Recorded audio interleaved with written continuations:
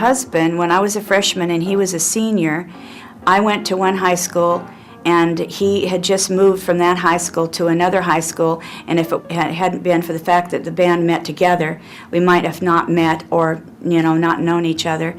And our first date was after a football game, and I was very, kind of in awe of him because he was a senior and I was a freshman.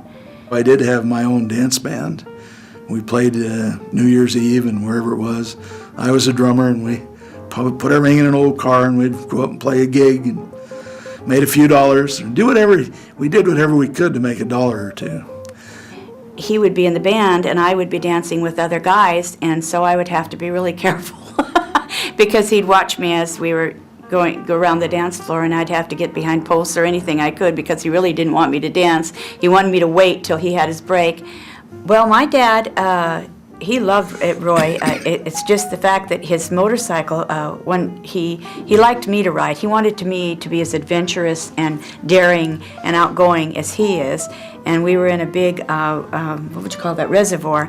He'd go up around the sides, standing up on a seat and all that. Well, he had a 500cc, whatever, bike. And he said, and this is when he was in college, he said, if you'll drive that, you can do this, you can bring that motorcycle up over the hill, and I'll take you to the military ball, because he didn't like to go to the military ball. And so I did it, and I had that thing going so fast that when I got up over the top of it, I pulled it over on my leg, and it wasn't hurt badly, but my dad was very upset, and he said, okay, Roy, do you want a gal or a pal? Another one of those points in life where I should have said. And I bought my first matchless, which was a 500 twin or 500 single, and I rode that for 2 or 3 years, and raced it. Decided it wasn't fast enough, so then I saved my money up and I bought me a BSA Gold Star, Club and Gold Star. And that one I had very good racing success with, and raced all over Montana, Idaho, Washington. Drag raced them, I hill climbed them, I scrambled with it, TT or cross country. Had a really good time, was pretty good, won a lot of trophies. I'd still like to do that again today. But then it ended up, a friend of mine and I went into business together and got a Triumph dealership my last 2 years in college. And we sold Triumphs and repaired them, and it was a good time. We got married on July 1st of 1961. Because we had been going together for 5 years, I don't even remember a special time that he asked me, but we ended up together.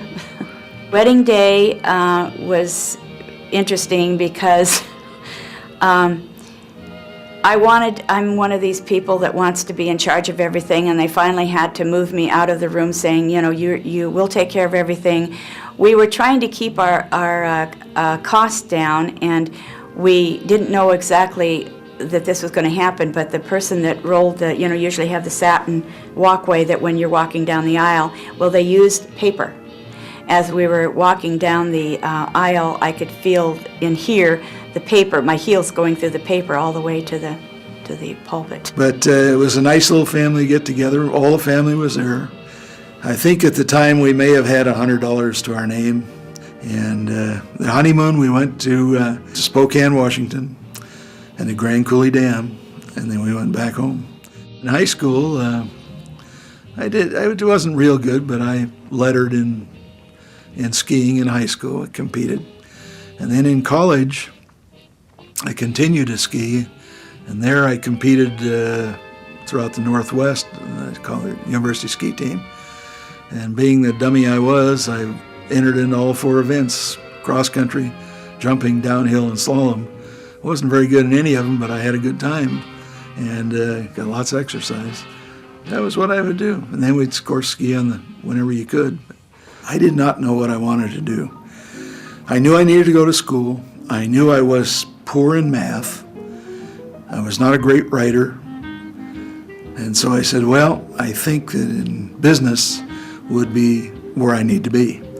So I went to School of Business at Montana State University and specialized in banking and finance. A friend of mine from ROTC, a guy named Richie Graham, who was in the ROTC program with me, we were walking across the campus one fall afternoon, and we were talking, and we said, why don't we become fighter pilots? So Richie and I said, okay, let's become fighter pilots. Now I was 19, 20 years old.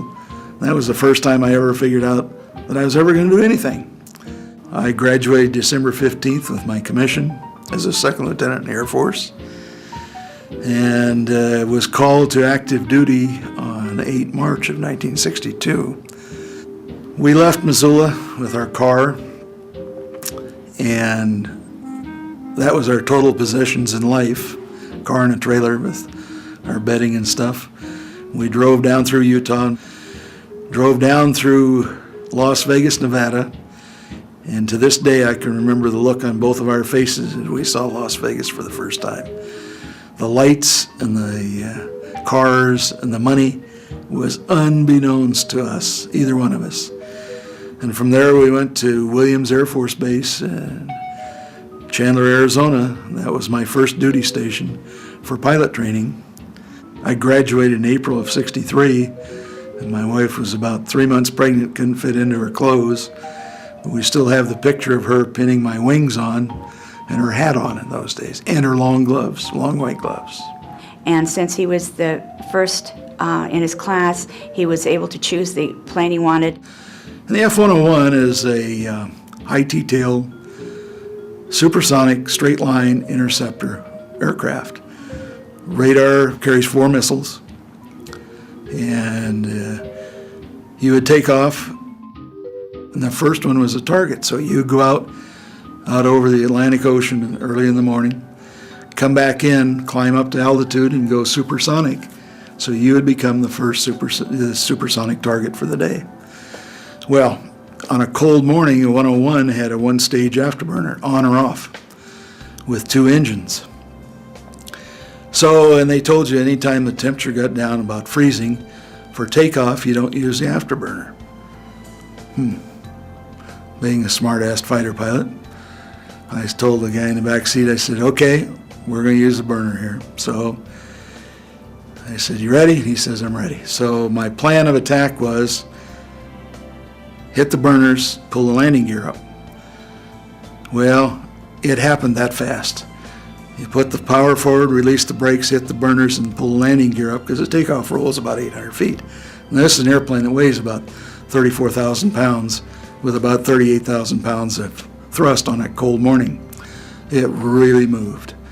Nothing today, even the F-15, will accelerate like that 101 could in a straight line. That was that terrific needs of the service, and because I was a young lieutenant and had graduated from Air Force Survival School, and they were in a hurry, they said, okay, you're going to be a forward air controller.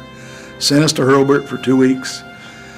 Then got about a week home with kids in Montana. I left Pat and Barbie at the time with my parents in Missoula. Reported to San Francisco and got on a 707 and ended up in Saigon. Now, being a Montana boy, it's very nice weather year-round. Well, you get into Saigon, I remember the door opening, stepping off that airplane and being hit in the face with the heat and humidity. Nobody knew we were coming. We walked off the airplane to the housing authority at the time and he said, here, go find yourself a place to live, to sleep. Wasn't anything on the base available. That was Tonsonhoot. And report in tomorrow morning wherever we were supposed to. So 4 or 5 of us get together, and we get in one of these little rickshaws and go downtown and find us a hotel to sleep in for the night. And there must have been 8 or 10 of us in a room, and 3 of us to a bed, and hot and sweaty and miserable. And I said, oh boy, this is not going to be fun. And that's the night they bombed downtown Saigon. That was my welcome to Vietnam. So we went down into Trang, which is on the east coast of South Vietnam at the time, which was also a tourist town. It's a gorgeous place, nice long sandy white beaches. as we built up the forces, and one of the things that occurred there was I was one of the 4 forward air controllers that helped build Cameron Bay. I remember Cameron Bay when I first arrived there was nothing but a long peninsula with nothing on it but some fishing towns. So I watched the 101st land in Cameron Bay, and then on Christmas, December 1966, needs of the service said, okay, you're going to go to Da Nang, and oh, by the way, all you have to live in is a tent. So on Christmas, I'm laying in bed as the rain's falling through the holes in the roof of the tent, thinking, what am I doing here? Well, I came back to live with my mother-in-law in Missoula while he was in Vietnam. It was very, very scary. It was not a popular war, and so there were a lot of people that really didn't care that your husband was there, and the news was always, anti-war. I was going to school at the time, so therefore it was very difficult, and I prayed every night that he would be, kept from harm, and read the letters over and over and over again. He got an assignment to back to F-102s to the Netherlands. So we got to the Netherlands, and that's when the Dutch career began, and Soesterberg was the name of the base. It's also the Queen's runway. Very nice schedule in that the Queen says you will not fly on Saturday and Sundays, and you will not fly past 11 o'clock at night. So it was a very nice time that way, but again, your career was alert and off, not quite as bad as before. We lived in a town called Hoevelaken, and Hoevelaken was just a little village, and it was a very traditional Dutch village. Great place to live. We were fortunate to rent a little house. It wasn't very big, it was 3-bedroom, 1 bath. It was quite an experience, and of course, much like the Seattle area, everything grows in the Netherlands. It's a wonderful, wonderful place to grow things. And we had a nice yard, and of course I had my single-car garage that I built my race car in, and my wife would plant the tulips, and it was a great experience in that house. We finally got settled in Holland, and the next spring, another couple, and Pat and I went to Francorchamps down in Belgium. And we went down there to watch the Belgium Grand Prix, the Formula One race, because I'd never been to a Formula One race. Well, when we got there, just the precursor to the main Formula One race was a class called Formula V's. One of those moments sitting on that hill, watching that Formula One race, I said, got to do that. Have to do that. So I started looking around and decided I was going to build my own race car, which I bought a kit, which was a frame and a body, and it was a very big learning experience. And I met a guy by the name of Jaap Luijendijk. So he and I got to be great friends. Now Jaap is a wonderful gentleman. He's passed away now, but he'd lived in South Africa and raced cars in South Africa. Sold me my first engine and helped me build it, helped me assemble the car, and then he went to the race, out to the practice with me that spring. The object of all this was to say, when I set out, I said, okay, because all these Formula V races preceded all the Formula One races in Europe. I said, okay, even if I can't do that, I will go and I will get to race on all the racetracks in Europe and have a good time. And so that's what I set out to do, and that's what we did. I guess it was 1969, I guess. I finished number 8 in Formula V's in Europe. So Pat and I were invited to go to Cologne for the party, which is a great experience. Met a lot of people, some really good drivers. So that's my introduction to